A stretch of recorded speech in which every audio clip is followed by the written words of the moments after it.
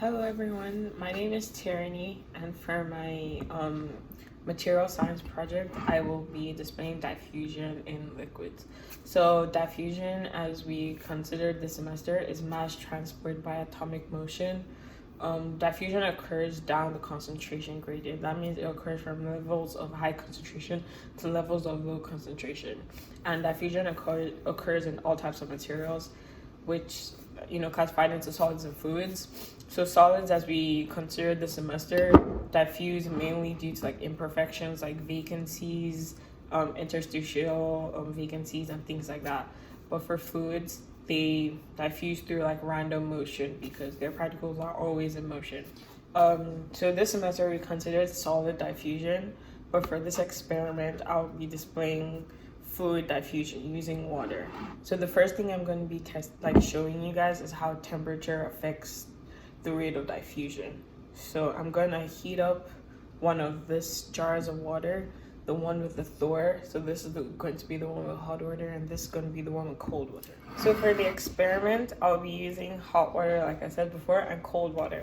So I will be dipping food coloring, orange for the hot water and green for the cold water. And my roommate will help me start by stopwatch so we can time how long it takes to completely diffuse. So you can start when I do the first drop. Okay, so.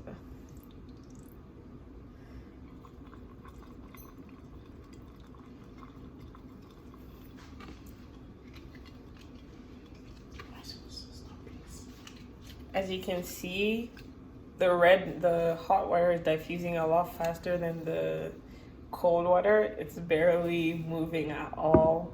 So I will stop it and I'll give you the times for the complete diffusion of each one. So back to the experiment. As you can see, the hot one has completely diffused into the hot water, and that completed in about 46 seconds. But the cold one still has some left under, but I stopped it at 2 minutes. So this is what it looks like after 120 seconds. So the reason why the hot one diffuses faster than the cold one is because when something's heated up, the particles move more, so there's a higher rate of diffusion. So that's why. So for the second part of this experiment, I will be using two fluids of different viscosity. So I'll use water in one and oil in the second one.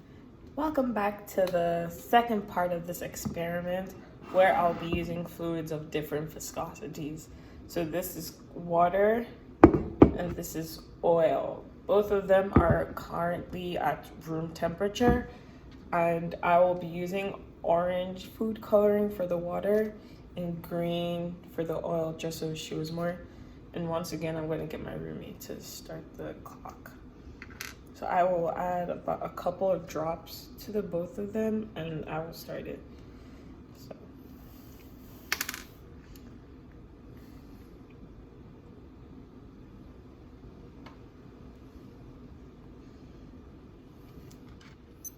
As you can see, the diffusion process has started in the water. It has started to diffuse, but the oil has the green, is just suspending the food coloring.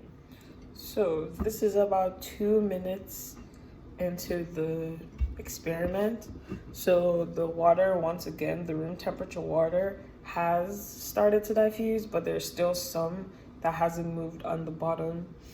But the oil only suspends the food coloring. It doesn't move at all. So the reason why viscosity has an effect on that rate of diffusion is the more viscous a fluid is, the more resistance there is to motion. So there is no motion of the food coloring in the oil.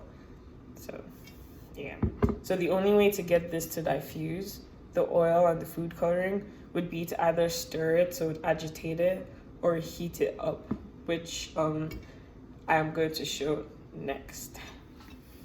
So this is the last and final part of the experiment. So I have two viscous fluids, but two at different temperatures. So this one is at room temperature, and this one is slightly hotter. So as you can see, there's about a difference between how fluey both of them are. So for the hot one, I'll be using purple food coloring, and for the green one and for the cold one, I'll be using green food coloring. So once again, I will drop this into both of them. So what we're expecting is like the hot one will diffuse faster, but I'm gonna have to stir both of them to kind of kickstart the diffusion because they're both still very viscous, unlike water.